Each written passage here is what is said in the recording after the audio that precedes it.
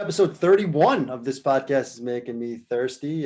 Today's guest is Andy Fiori. Andy's a stand-up comedian, tours all over the country. He's an accomplished radio personality and producer, host the Raw Dog Report on SiriusXM. You might have heard him on the Bonfire or Bennington. Exec producer on Come to Papa with Tom Papa, Carlin Show. And he's got his own podcast with Sean Donnelly called Defend Your Movie. New Year's Eve, he's going to be at Soul Joe's Comedy Club in Royersford, PA. And most importantly, and for our purposes here, he's an avid and dedicated Seinfeld fan. So thanks, Andy, for joining us. Thanks for having me, guys. I am excited. We listened to your episode the other day. Well, we listened to it the other day, but it's from a while back with Mark Norman when you guys went over all your Seinfeld. So we have a taste of what kind of fan you are. I don't know if things changed. Okay. I think it was a couple of years ago, maybe when you had that podcast at least. So maybe sometimes things change, but I hate the show now. Yeah. I really came around on Seinfeld being a real piece of shit. We're done here, folks. No, I'm a Friends guy.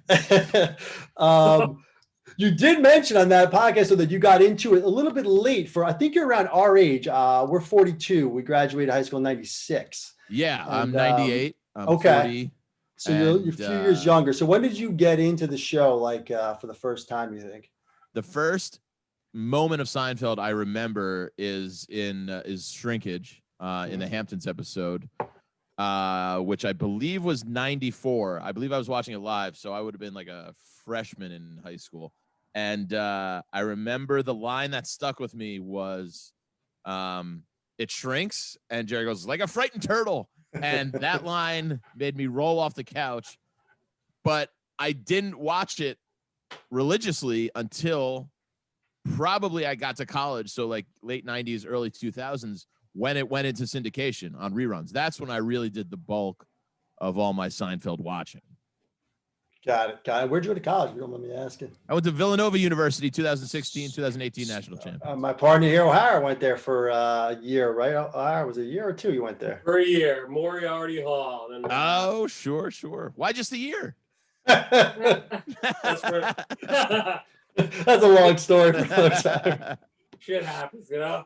Oh, that's all right. Is Brownie still there back Oh, there? you know it. You know all it. Right. Yeah, Charlie was running the front door, yeah.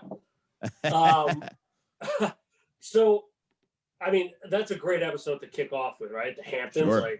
Geez. Yeah. I mean, I actually don't remember the first episode, but I do remember kicking off whatever it was, 8th grade, Wednesday nights. That's how I got into it. But so I mean, that's a great episode to kick off. But so, and I saw your top 5. You mentioned non-fat yogurt number 1. Number 1. Yeah, you talked about that. What's funny about Seinfeld is we just talked about when you had that podcast.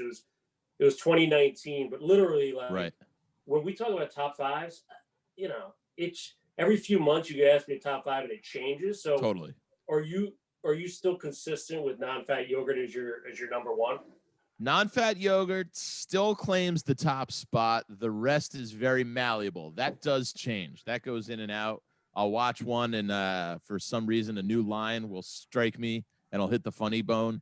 And yeah, something about non-fat yogurt is just consistently my favorite episode for some reason. I mean, again, there's so many great ones, but yeah, I just keep coming back to that one. I just love how it's packed with so much. Jerry's "What the fuck are you doing, little piece of shit?" Yeah, is one of his top 5 of all time lines. I think I still go with that one. "What the fuck are you doing, you piece of shit?" is amazing. Yeah, it's got amazing. The Kramer, with the bet about the non-fat, obviously, and then shot Kramer and Jerry. Kramer calling Jerry different variations of fat and Chubbs just kills me.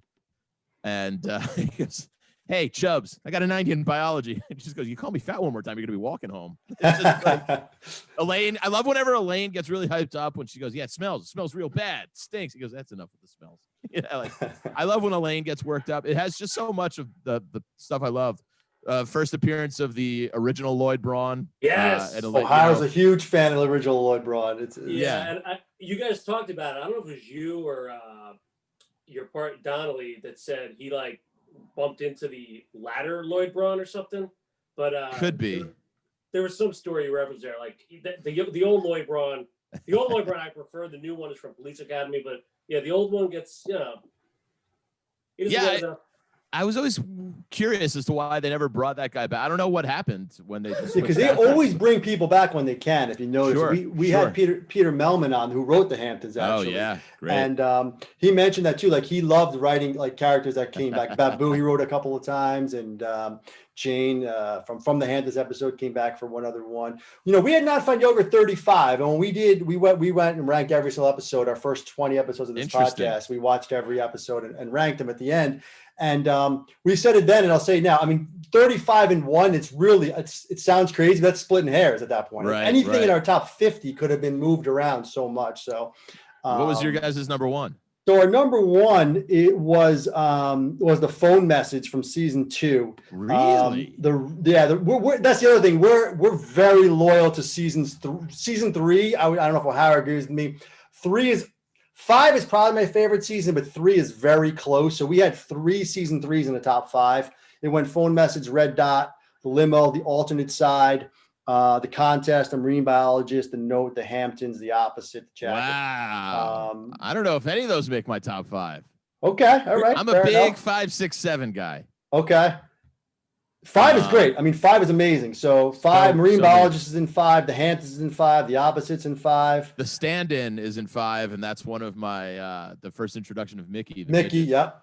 And that's one of my all-time favorite moments. It's a visual, which is not going to be great for a podcast, but it's when George actually said, he goes, "Can't they just get another midget?" Mickey's reaction is he grabs the table, like, you know, he doesn't actually say anything. He just goes, "Ah!" And I love it. It's such a funny visual moment for me. I love any sort of Kramer and a side character caper. Like I love Kramer and Frank Costanza together whenever they team up. Oh, yeah. I love a Kramer and a Mickey. I like when Kramer's got like his own little project for an episode with another character. Those are always my favorite. I love Kramer and Morty too. Yeah. Kramer and Morty Seinfeld. Yeah. Absolutely. Yeah. These friends with like their parents. It's so funny, man, how those relationships. Well, that's the beauty of Kramer. Like he's friends with everyone. Like he can relate to everyone, whether it's like the Seinfelds, Jerry, right? Like he's so adaptable. So you're a Kramer guy, like he's your. I mean, he's not my. I'm a George guy. Obviously. There you go. Yeah, so are we. We're both George guys, right? Yeah. Our confirmation name is George. It's impossible to. It's not impossible to pick, but I love everybody so much. Everybody is so perfect for their roles. So you mentioned 5 through 7, and I heard on your podcast 8 and 9. You guys, it turns into a cartoon. I think a little bit for me. Yeah, and that's kind of my issue with George a little bit. Listen, seasons 2 through 6, 7, a little bit. George is like best character of all time. But sure, the yelling, the ha-ha, like all that kind of stuff. You know what I mean? It just. I don't know. It puts a little damper in my mouth as far as consistency throughout the whole series. But I wouldn't even say there's a few gems in season 8. 9 gets a little weird. It really gets kind of out there. But like you got the Andrea Doria in season 8, which is some of my favorite George of all time.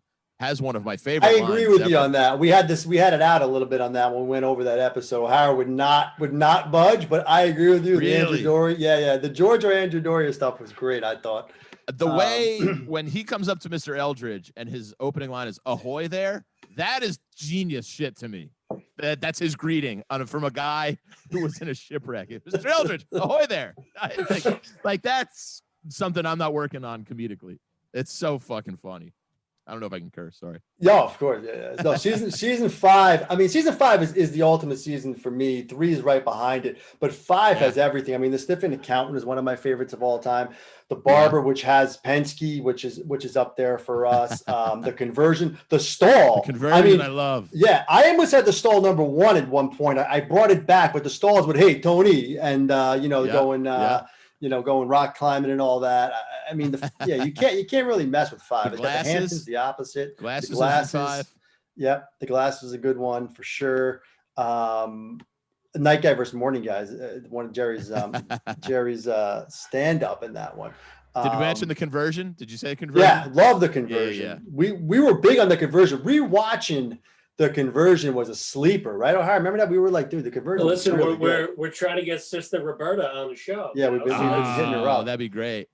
See, it starts great. Then it starts with the mango too. Season 5. It's got a great opener. dude, season 5. I mean, season 5. They do impotence. They do fake orgasm, circumcision. They do the things they cover in the shrinkage. I mean, the things that are in this episode, the whole season is just incredible. Jane's topless. They were cooking with gas in 5. They really so were. Andy, so like we mentioned Kramer, George, but like, and you mentioned like Lloyd Braun, Frank, like secondary characters are like really what make this show what it is. Mickey, right? Like, sure. Can you kind of give us maybe your top 5 of like secondary characters? Sure. Throughout the show. So me and Donnelly have this thing where we often go back and forth on even the greatest one-time only appearances. I like the one-offs. Yep. Yeah. And I love the Briss. I love the rabbi from the Briss. It's just a tornado of comedy when he first walks in. Agreed. Yeah, when the rabbi walks in, I mean, he takes over the show for about 5 minutes there. It's a tornado of humor. Like, he is so goddamn funny. I think I put him a little over Philip Baker Hall, who plays Bookman. Because that's it. They just come in and they immediately take over. Yes. So those are two of my favorite to bring up the Briss. That's a solid call. The Briss. The rabbi's amazing.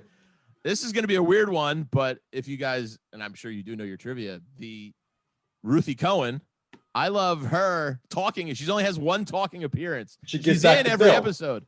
But yeah, she goes, "Your car's on fire." Yeah. Your car's on fire. Merry Christmas. She's so sweet. That's a great one. But as far as recurring side characters, I mean, it's hard to beat Frank Costanza and even Frank and Estelle. Yeah, we usually leave the parents out because they're almost they're like top tier. Yeah. On secondary recurrings. More like Banya's, Mickey's, Watley's. I love this is a popular one too, but I love anytime Larry David does Steinbrenner. I love Mr. Pitt. I love the bosses. The bosses are always a fun relationship with the cast too. You got Mr. Pitt, you've got what was Elaine's boss? We're big Lippman fans. Lippman, yes, yeah. We love Lippman. Lippman is so underrated. When George, that's why the red dot's up there for us when he gets caught having sex with the cleaning woman. I mean, Lippman, his deliveries on that are incredible. Yeah, we actually just ran a poll on favorite George Costanza bosses. Obviously, Steinbrenner won out, but we have Mr. Tuttle, Mr. Kruger, and Mr. Barr. Season 2, you're probably not a fan. Or sorry, season 1 is. I know it's not. I'm not. He was the guy that George slipped the Mickey to when he showed back up to work. Yes. I mean, George in work environments, it's just, again, I think that's something we could all relate to, right? Like, well, maybe not slipping a Mickey to our boss, but. I think if you go back and watch season 2 and you watch The Jacket, and I think for me, Elaine's dad is the best first one-off character in The Jacket. The guy that plays the guy from Reservoir Dogs, Tierney. Oh yeah. Sure, that Jacket episode, plenty of ice and funny man in Korea. That's totally. The Jacket's up there for us for sure. Absolutely, it's not. Oh yeah, no, it's not that I dislike 1 or 2. It's just that once they find their footing by 3, you're just like it's light years ahead of the earlier episodes. Yeah, I love Lawrence Tierney's. I love Jerry goes. He'd clunk our heads together like Mo when they're in the bathroom. They're so terrified of him. You guys know the story behind Lawrence Tierney on set. No. He apparently took a knife from craft services. Right? Yeah. And like Jerry saw him. He's like, "Are you taking a knife?" And he like threatened Seinfeld with the knife. And that's why they never brought him back they were like planning to make Mr. Bennis. Oh, interesting. Or appearances on the show, but it was like he threatened Seinfeld, so they never brought him back. Lawrence Tierney was apparently a psychopath in just real life, though. You know what I mean? Yeah, I can see that. I'm wondering if they used the took the raisins thing from that. I don't know. From the pilot episode and the guy playing Kramer takes the raisins, whether he took the raisins or he didn't take the raisins, they get the whole thing. I'm wondering maybe if they used that off of the stealing of the knife. That's interesting. I didn't know that one. Very, very interesting. So Andy, you got your podcast now. You typically just talk movies, right? Yeah, mostly. But it's Defend Your Movie was born out of defending bad movies, but we kind of ran out of so many matchups and having a comic come on defending a bad movie that we kind of turned it into a similar genre of a movie versus another movie in that genre. So like Cool Hand Luke versus The Shawshank Redemption, you know? Well, Luke wins that. Yeah, absolutely. So how often is Seinfeld weaved in, if you will? Every single Wow. episode. Yeah, definitely. Yeah. Because Sean and I have that. I'm sure you guys have it too. It's like one of our guests, this girl is Gabby Kaufman. She goes, who is a very knowledgeable Seinfeld fan and, you know, can pick up a quote like that. She goes, you two almost communicate telepathically with your Seinfeld. Like you know where someone's going with a reference before we even get there. So there's at least, I'm sure you guys would probably pick on them, but like there's so many deep cuts that just get dropped as references into every single episode. If a casual or not a Seinfeld person would be like, what the fuck are they talking about? You know, because a lot of times they'll come out of nowhere. So every episode, to answer your question, at least a quote will get woven in, not necessarily a episode or topic, but it is one of our favorite things too, is also to discuss the fake movie titles from Seinfeld. Like we always have fun with those, you know. Sack Lunch and Death Blow and Sack Lunch. What was it? Blame It on the Rain. I'm a Rochelle, but Rochelle guy. Rochelle, of course, a classic. That's the big one. Prognosis negative. There's a million. There's great. So I'm just riffing. Who's your like of Jerry's girlfriends? Give me your top three. Yes. This is a great ranking. It can be looks. You can be superficial. I don't care. Whatever you think. I'll give you the first two that automatically pop in my head. The first, I think the one I love, based purely on looks, is in The Outing. Is the grad student. Okay, that's a nice sleeper. I like it. Yeah, that's a nice sleeper. sleeper. With the sweatshirt on, not very dolled up. I love her. That's a good one. I love the redhead when who hits a car and doesn't leave a note, and Jerry. Really? You like her, huh? She's kind of dirty. She's a little bit, yeah. She's got a little roughness to it, though. She's one of my favorites. She's one of my favorites. It was, you know, that's that old thing. It's like, yeah, George and Jerry would never get these women in real life. Becky Gelke is in that episode too, right? The girl in the blue sweatpants. Yes, absolutely. Oh man, there's been so many girlfriends. Those are my two favorites. Yeah, I can't. I mean, the Real and the Spectacular is obviously going to be a go-to. Sure. But that's kind of the one to pick. I like the angles you were taking there. Yeah, so do I. I like the grad student one. Was real good. Rachel, we're big fans of Rachel. From the Hamptons. From the Hamptons episode. Okay. 3 episodes. She had a few episodes arc. Yeah. I like that one. There's a story behind that. What is it? Well, she dated one of the writers. Oh, really? Yeah. Oh, there we go. I didn't know that. We're making assumptions, but yeah. Well, that's what we think. He told us he dated her, so it must be sure, back. Sure. But we don't know. I always love when Jerry calls or answers the phone in little kid voice. You know, like he called. I forget her last name. He'll be like, "Hi, is Rachel there?" You know, like yes. And then like he answers Mr. Pitt's phone. He's like, "Hi, Mr. Pitt." That's a great one when he says, "Hi, Mr. Pitt." Yes, that is a great one. Is a link there? What was the tractor episode when he says he's Rafe? Oh yeah, Rafe. Yeah, that's a great voice he uses. Yeah. It was Rafe. I gotta go. Abort. Why do I do these things? What drives me to take such chances? Yeah, that's what drives me to take such chances. That's such a funny one-off line. I'm blanking on other girlfriends, but those are in my top 3, I think. Yeah. Side note, man, I know you're a big Fish fan, right? Yeah. What did you think of the Trey Beacon Jams? I only watched a handful of it because it was still kind of when comedy in New York City was kind of happening. So I would be running out on Friday nights, at least outdoors wise. I watched the final one and I thought it was great. I thought it was such a cool thing to do in a unique time and an unprecedented event, you know, worldwide. So it's like, yeah, man, do your thing. And, you know, the guy is prolific. I'll give him that. Yeah, that's well said. That's what you could say about it, right? A lot of his solo stuff is not necessarily for me, but I still support, you know, whatever he does. And especially now to give people, you know, 8 consecutive weeks of like live music, from an MTV theater. Super cool. Yeah, I agree. I mean, it's only he could do something like that and interacting with the crowd and stuff. It was cool. I was going to ask you if you were going to stream the Wolf Brothers New Year's Eve, but I know you're doing a gig, so I guess that's out. Doing a gig, Soul Joel's Comedy Club in Pennsylvania, New Year's Eve, me and Sean Donnelly. So I don't know what we're going to be doing because obviously we're going to be probably done by 10 p.m.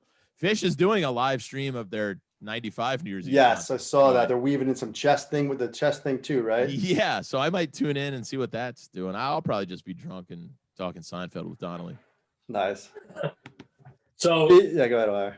No, Andy, you got the Ranger hat. So Yeah. I'm assuming you're a sports fan. We know Seinfeld moves a lot of sports. Like Absolutely. kind of the Ranger Devil stuff. Is that some of your favorites? Some of my favorites because season 6, 7? Absolutely. I grew up playing ice hockey. It's my favorite sport. I am a New York Rangers diehard fan. I'm also a Giants and a Yankees fan. So sports wise, it scratched all my teams.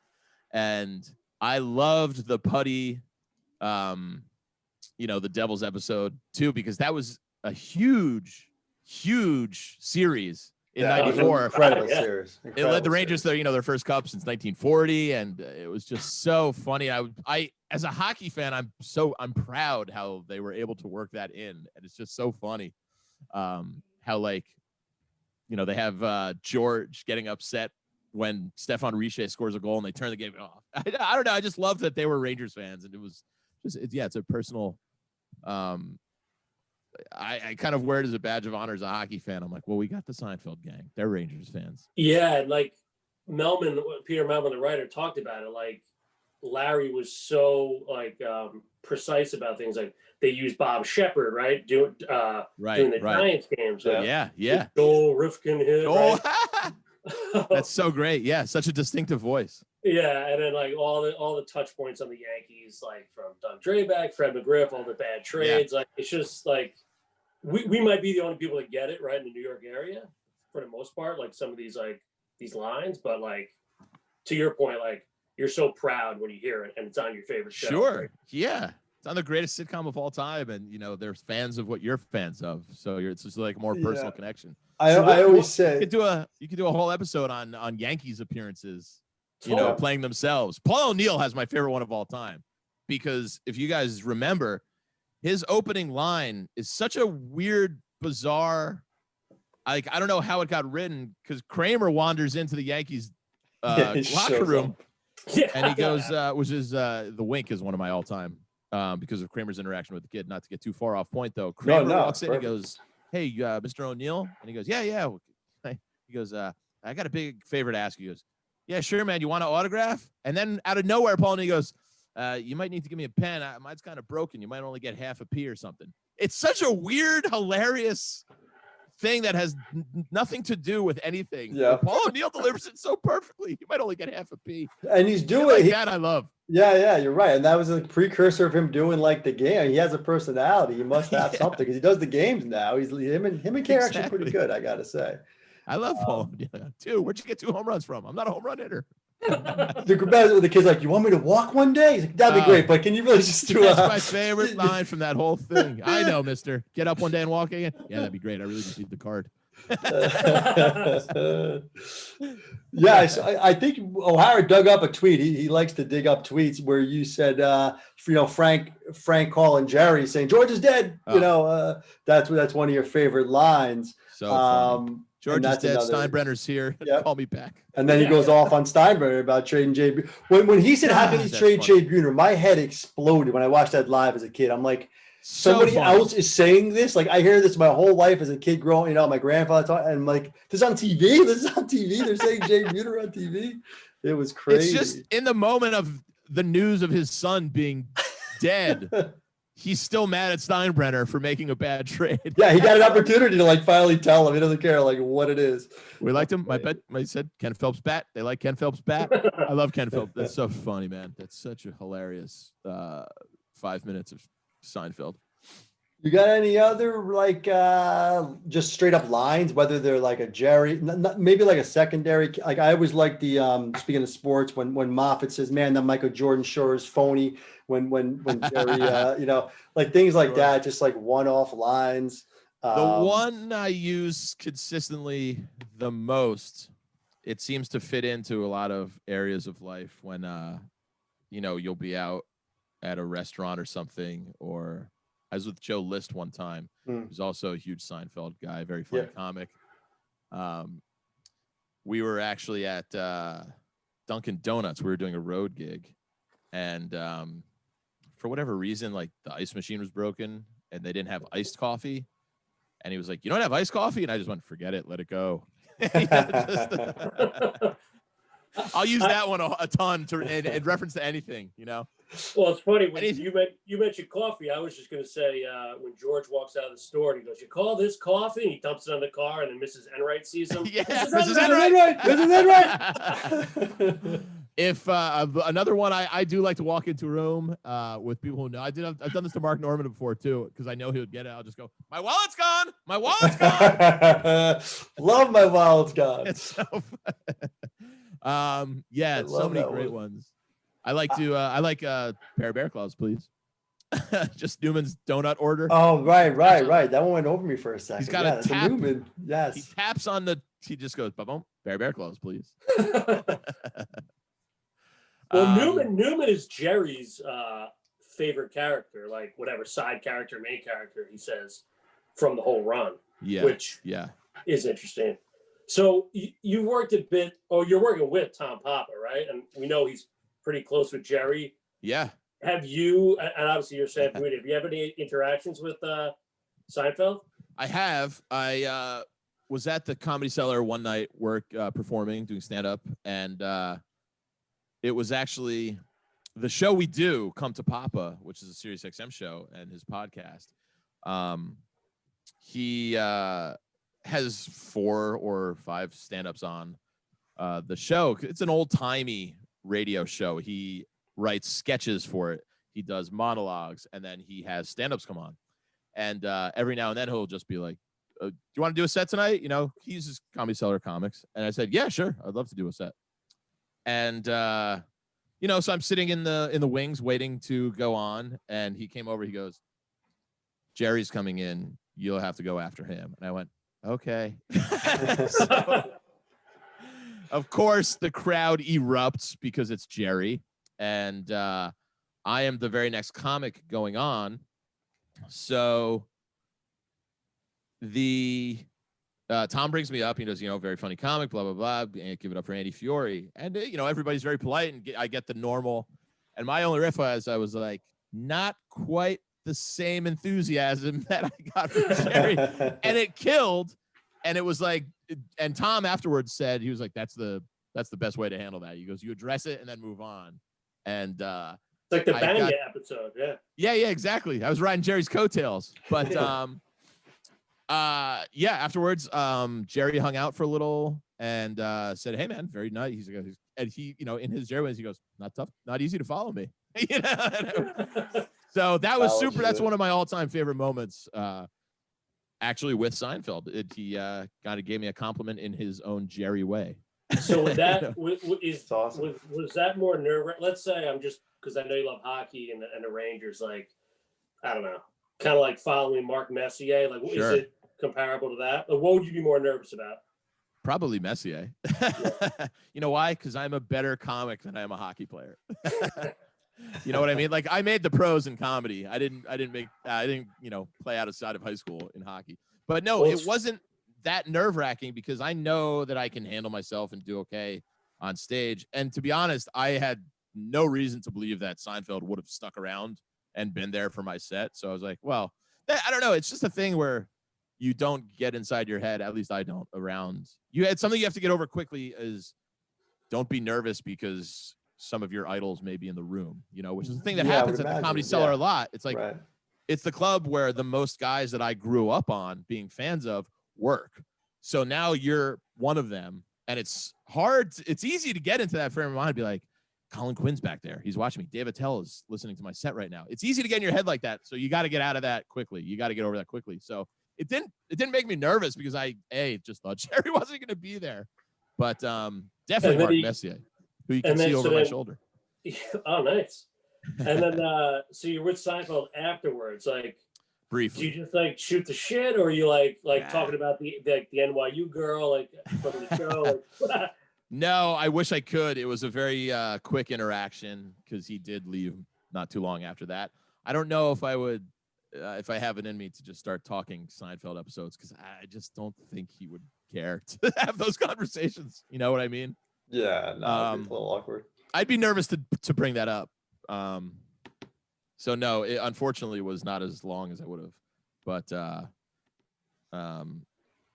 yeah, it was a super cool moment for me, at least, you know. That's awesome, man. Just to kind of bring it back a little bit, the non-fat yogurt was the one. What else you got up there? Anything else? Sure. We've talked about a lot of them.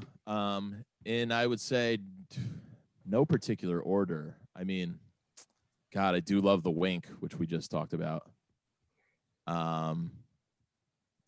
The Andrea Doria, maybe just because it has the astonishing tales of Costanza. And that the Ahoy line I love so much. I love the conversion, the stand-in. You know what one we haven't talked about? It's got a lot of good Kramer and a lot of good Newman and a lot of good Steinberg is the calzone. Yes, I'm a big fan of the calzone. O'Hara, I'm trying to bring him around in the calzone. it's a great episode. Yes. I agree. Okay, there we go. It's a great episode, the calzone. Actually, Andy, listen, we could probably all agree on episodes we like. Sure. What I always like to ask is the episodes you don't like. Yes. Like, Yeah. Oh, good question. So for me, and this is hard to do, like No, I get it. TBS, whatever, like you're always gonna watch it. But if the I've switched. If the dealership comes on now, Dealership, yes. You hate? I'm probably seeing what else is on. If the Nice. dealership, you know what I mean? Yeah. I'm probably channel surfing. So yeah, give us maybe your bottom five. If you have Ooh, a bottom three, five. I don't know if I even have like 5 that I like dislike that much. I mean, obviously, season 1 episodes are tough, but I'll still watch them. You know which one that every time somebody asks me this question always kind of pops up is the parking garage.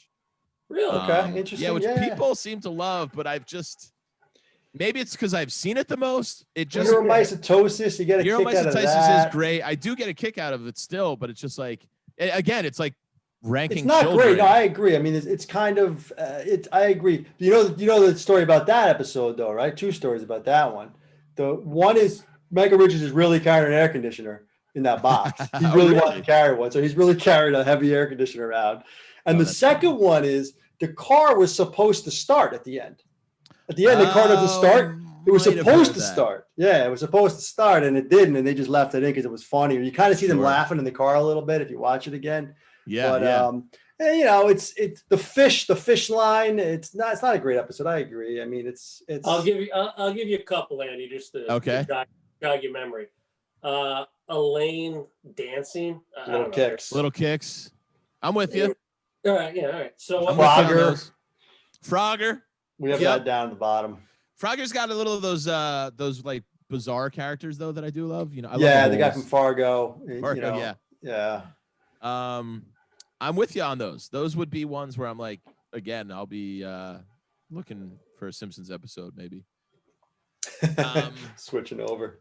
Well, what other, like you mentioned, I know you were joking in the beginning, like I'm a Friends guy, but like what other, do you even watch any other sitcoms, or when you're growing up, like Cheers maybe, but like what else? I never watched What else Cheers. now do you watch that you, I know you never watched Cheers. Interesting. I never watched it. I've seen a handful of episodes. Yeah, I know, right? I Simpsons, never watched I'm Friends. assuming. Simpsons, but again, that was a really hard thing for me to let go of once. I mean, it's really just in the gutter since like season. Oh 10. yeah, I mean, it's been a while, but I haven't watched it in 20 years. But yeah, same here, man. If you go, people have made it. You go, yeah, it's like that Simpsons the other day. I go, there's 22 seasons of Simpsons I haven't seen. Isn't that like that's? I think the last one I saw was when Fish was on. But funnily enough, I'm thinking about it. That was like probably the last one I saw. It was like, there's so much Simpsons I have not. There's way more seasons. There's 3 times the amount of Simpsons that I haven't seen that I've seen. But there was a time when you thought you saw them all, and now it's like this more I haven't seen. Yeah. It's interesting. So that obviously to a point, but then obviously Curb. But what else do I watch? It's funny. Sitcoms and comedy not on my immediate go-to lists. I like a lot of the TV dramas. You know, I love. I was a big Game of Thrones guy. I was a big Breaking Bad, Sopranos, obviously. Yeah. Recently, Succession is like this darkly funny show that I really love. So I tend to like stuff like that, like Breaking Bad and Simpsons. Breaking Bad and Sopranos are probably my 1 and 1A in terms of like, you know, obviously Seinfeld's a different beast. Right. You mentioned Those Curb. would be my favorite shows. Yeah, I agree with the Sopranos for sure. Breaking Bad is really good. You mentioned though Curb. Where's your take on Curb? Is it above Seinfeld? Below Seinfeld? No. I think it's very close. Again, it's like a 1A kind of thing, but it's not the original. And it's sad. It's fun to be back in that universe again with like Larry David's Mind. And I love watching Larry, and it just doesn't have the rewatchability for me that Seinfeld does. You know what I mean? Like, I love all of the Curb episodes, but I'm not necessarily sitting down and watching them every single night like I can Seinfeld. For you could watch non-fat yogurt on repeat, right? Like, yeah, maybe not on repeat, but like tonight at 11 p.m., I'll probably turn to channel 11 and see what Seinfeld episodes are on. You know, like I could watch Curb whenever I wanted on like streaming, but I don't necessarily, you know what I mean? So yeah, it's amazing. Obviously, it would be up there in my favorite comedies. It's in top 10 for sure. But yeah, it's always going to be the second best thing to Seinfeld. Yeah, I agree with that. It's just it's just a little off because it's not written, and it's not hit or miss because it hits, but it's weird the way it hits. It doesn't hit the same way Seinfeld hits with the punches. It scratches that itch for me though. I for sure. Larry David for sure. All right, Andy. Yeah, we don't want to take up too much time here, man. I could do this all night. One more, just because you gave a great answer on Jerry's girlfriend, so I got to ask you about George. I got to ask you about George's girlfriends. Give me your favorite 3 there. George's girlfriends. I'm not as I haven't actually sat down and I've thought about it for Jerry. George's girlfriends. For some reason, Daphne sticks out to me. I don't think she's like the prettiest, but I'm like, something about her does it for me. This is a game I do too. I love seeing Seinfeld characters and other stuff. I was randomly watching City Slickers over Christmas. Yeah. And Daniel Stern's wife in City Slickers is Daphne from Seinfeld. You know, that Al Nicci. Good call. That Al Nicci, that pimple. Yeah. I just love the feel like George won't break up with her to spite Al Nicci. It's so great.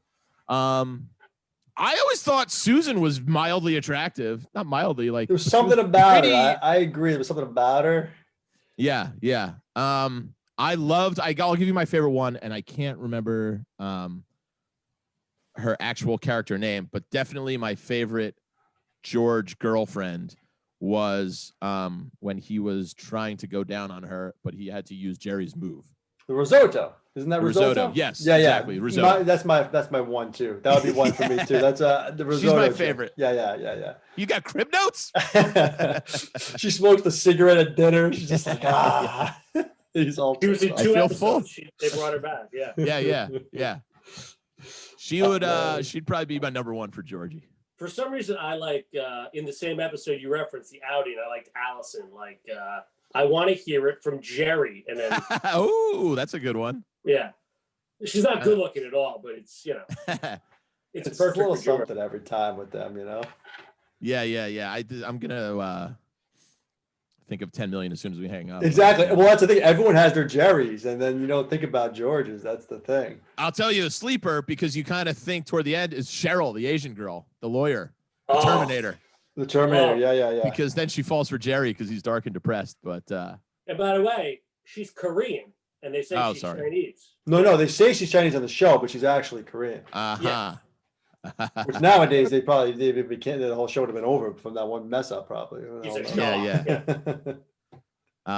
Love Karen, I think is her name. Oh, you know who I like too is the girl from The Conversion. I don't remember her name. I don't remember it either, but yeah. But I'm a sister. That's the one he's in love. That's the one he's in love with, right? Yeah. That's why I got the best. Oh, I got one.